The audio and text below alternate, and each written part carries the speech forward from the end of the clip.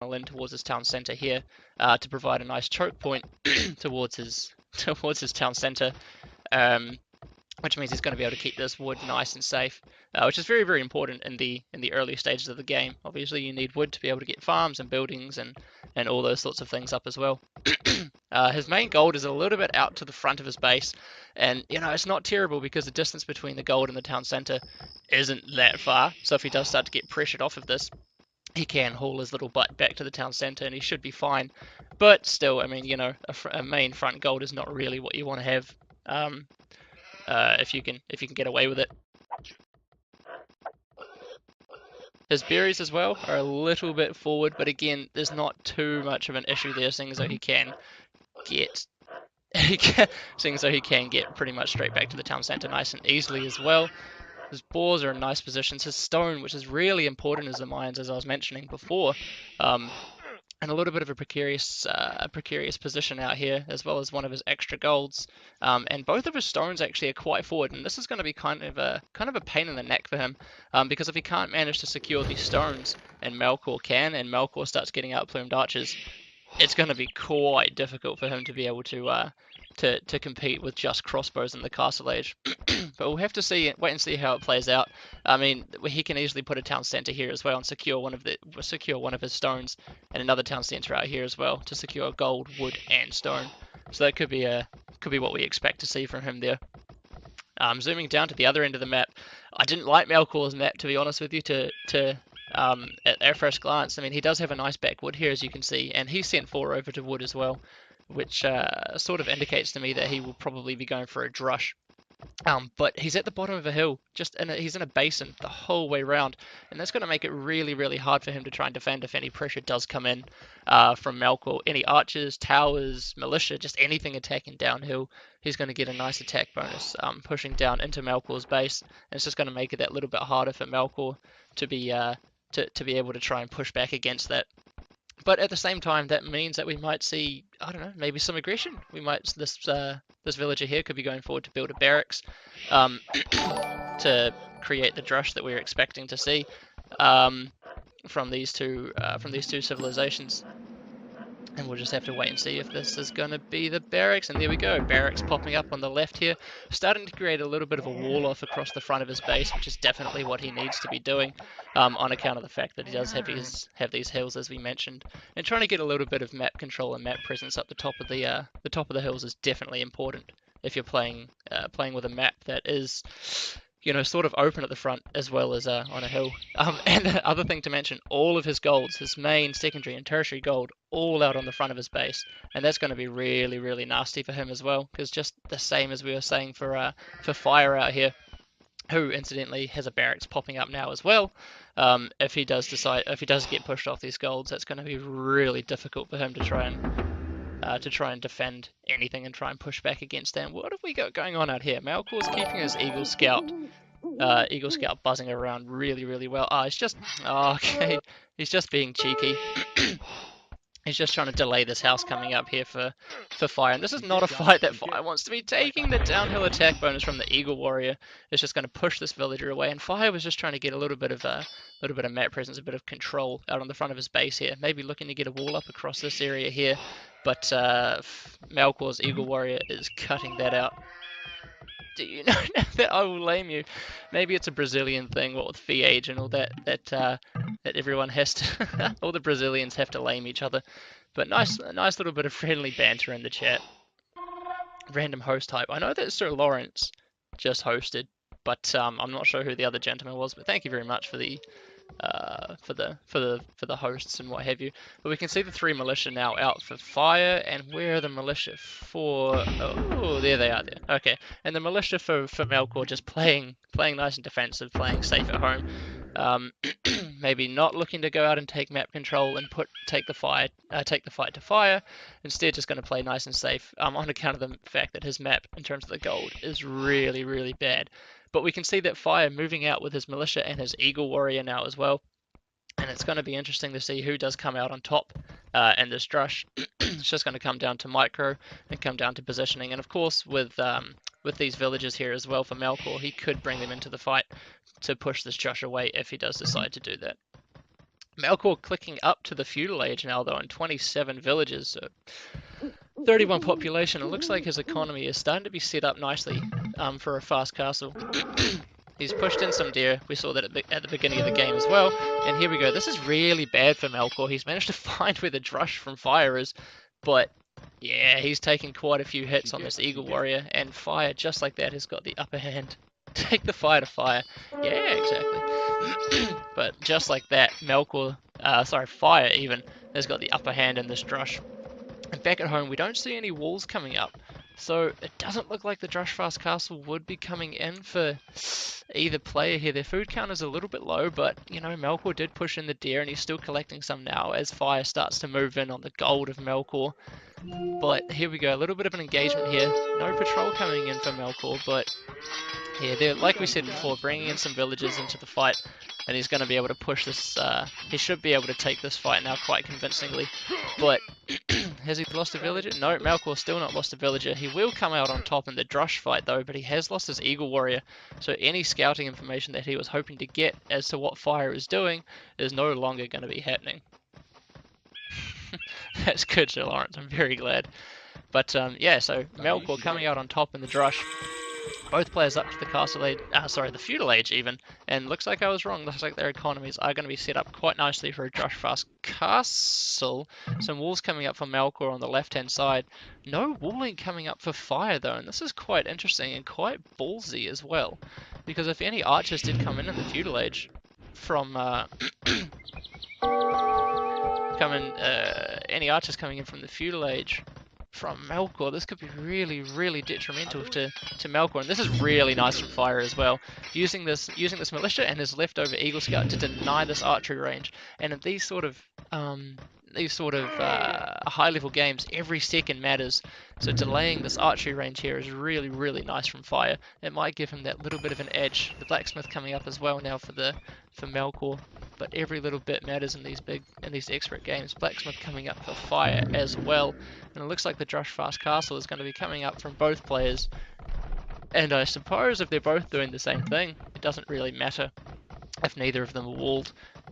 Fire's probably going to be able to get out some defensive skirmishes or archers of his own, and he's going to be able to push back any aggression that might be coming in from Melkor. But both players up to the castle age in really, really nice times, very similar builds. No one person really having too much of an advantage at the moment. Villager count both on 30 villages. Maybe Fire has a bit of an advantage due to the idle time and what have you that he calls on the gold miners from Melkor, but even at this level I would say it's pretty negligible. And it looks like we're just going to see the classic Drushfast Castle into crossbows, and then with a later transition rather, into the plumed archers from both of these players here. Double Bid-Axe coming in now as well. Double Bid-Axe coming in now as well for Fire, and for Melkor as well. Which is really, really important if you're going to be going archers, because you need a lot of wood income to be able to do that quite successfully as well and efficiently. But at the moment, not too much that we can really say.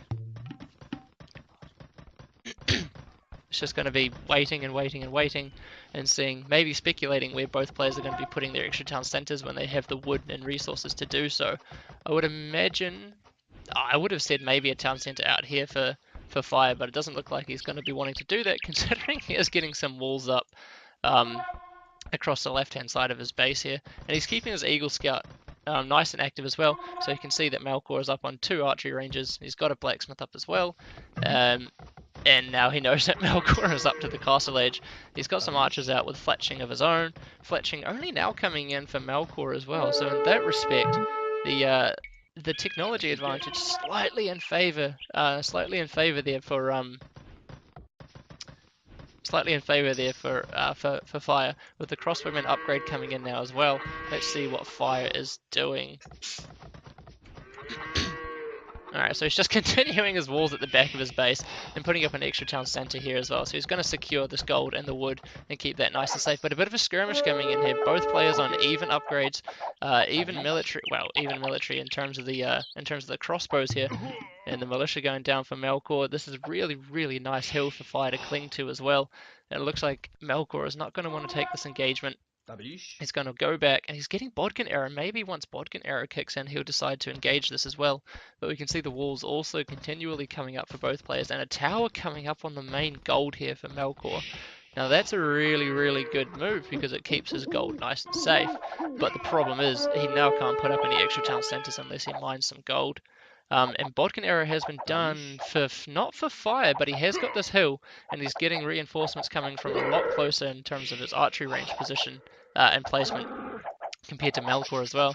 So it looks like he might be able to take... Oh, I don't know. It might be able to take this fight. Bodkin error coming in now for Fire. This is really, really fantastic micro, though. If Fire can hold on until Bodkin error kicks in, he's going to be in a really, really nice position here. And Bodkin error still hasn't come in. The crossbowman's still coming out, and Melkor has made his way to the top of the hill, and this could be a really good engagement now for Melkor as more reinforcements does come in. Mine's stone, not gold. Yes, that's what I meant. And reinforcements coming in for Fire now as well. It's 5 crossbows to 3 now in favour of Melkor. 5 to 2. Oh my goodness, that was such a good fight for Melkor. Now, if he can keep this fight and take the push, if he can keep the pressure going, keep the momentum going, he's going to be in a really, really nice position to start idling and maybe even killing off some of the economy here from Fire. As Fire starts to bring in the female villagers to take the fight. Don't send male villagers to do a female's job, I guess. But the military is really, really in favour of Melkor at the moment, and I guess that's also in part to the fact that he hasn't invested extra resources into getting an extra town centre up, extra 2 town centres up even, like Fire has done. We can see the villager lead starting to pull ahead ever so slightly here for Fire, and even though he's in a bit of a precarious situation with regards to the military, he's going to be in a nice position the longer that he manages to hold on, since his economy is just going to start pulling further and further ahead. And I can't see any stone being taken for Melkor at the moment either, but this is looking really, really nice for Melkor in terms of military. He's starting to idle quite a bit. 13 idle villages for Fire's economy have now gone down to 2 because he's managed to pay attention and pull that out. But a skirmisher coming out here, and that's going to be quite nice as well for Fire, just being able to add a little bit more tankiness to his army here, and it seems like it's settling down a little bit now. Both players on +2, but +1 defense has been done for Melkor. And here we go, forward siege workshop, and that's what I was saying. The the aggressive play here, the 1 TC. It's still 1 TC, but the 1 TC play here from Melkor means that he can. The 1 TC power play here means that Melkor can invest more resources into army, as is evidenced here by the fact that he's getting this forward siege workshop up, and Fire moving to the back gold, and this is a really, really nice play for him as well. We didn't really focus too much on that at the beginning of the game, but it's looking really, really good for Melkor at the moment if he can keep pressing this advantage with this forward siege workshop. It doesn't really matter how much economy you have, because if your military production buildings are getting taken down by mangonels or rams, it's going to be really, really hard for you to be able to pull back. And here we go, the forward siege workshop. Is there anything popping out of there? Of course, there's mangonel popping out straight away. Melkor starting to move around to the back of Fire. No, he's going back. He doesn't want to poke his head out just at the moment. And we saw the stone transition back here as well for Melkor. So we could be expecting to see either an extra town centre, or maybe he's just going to go 1 TC the whole time and try and get up an earlier castle and get those plumes out. A little bit quicker than Fire, who is moving 1 villager over to stone now as well. But that's not going to be enough. No, this is not PG Fire, this is Brazilian. I don't know if PG was a former clan of Fires, but no, this is the Brazilian Fire.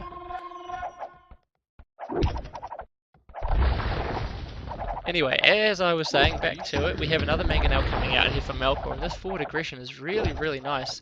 8 villages in the lead for Fire here, but he's having to evacuate pretty much the whole front part of his economy. There's quite a few idle villages banked up in this town centre of his, and this forward aggression from Melkor is paying dividends, really. If he could get an extra couple of town centres up now, or maybe even an extra town centre up to try and close this villager deficit, Melkor would be in a fantastic position.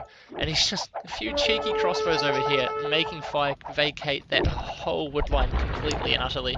And this is really, really taxing on Fire's economy, and Melkor's in at the back of his base as well. This is not looking good for Fire. Melkor is playing a fantastic game.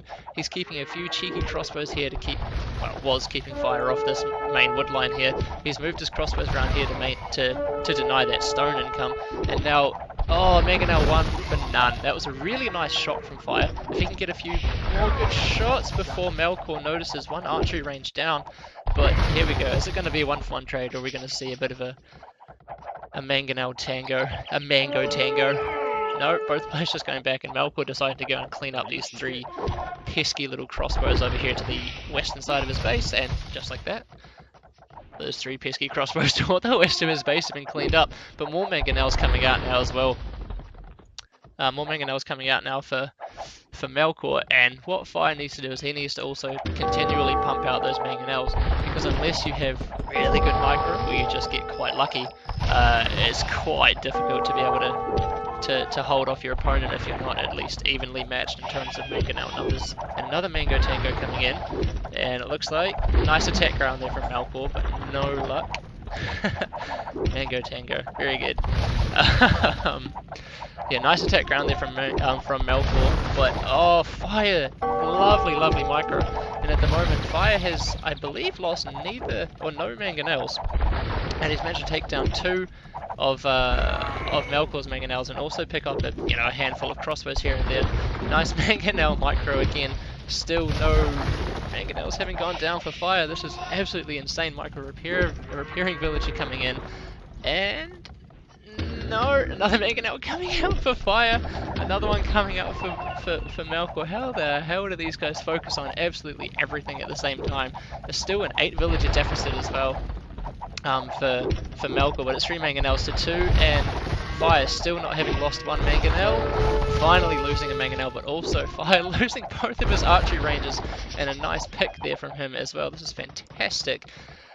Fantastic micro, except for the fact that Fire now has no archery ranges and therefore is not going to be able to pump out any more crossbows. So he's going to have to rely completely on his mangonels to be able to pull himself back in the game. And a nice dodge there from Fire as well. The attack ground coming in, and that mangonel is... How did that survive? How are these mangonels surviving? This is crazy. The mangonel down for Fire. And this is not looking good now. He needs to get another mangonel out. Does he have one popping out? Yes, he does have a couple of mangonels popping out. But still, the forward aggression continually comes in from Melkor. And Melkor can throw up a castle now as well. Is he going to be cheeky and drop it on the front? Looks like his gold miners might be going forward to do just that. But Fire sending out a little contingency of crossbows over to the other side of, over to Melkor's base. And if he's paying attention, he's going to be able to get a lot of free villager picks in here. But it turns out he wasn't paying attention, so Fire's going to try and do a bit of a counterattack, and he's going to run headlong into Melkor's tower at the front of his base. But let's just follow these villagers. It looks like they're going to be going for a cheeky castle drop right at the front of Fire's base here, and that would spell, oh, not GG, but that would be really, really hard for Fire to be able to defend against. And there we go, forward castle. Fire got those crossbows. He had them still buzzing around from before his archery ranges got taken down.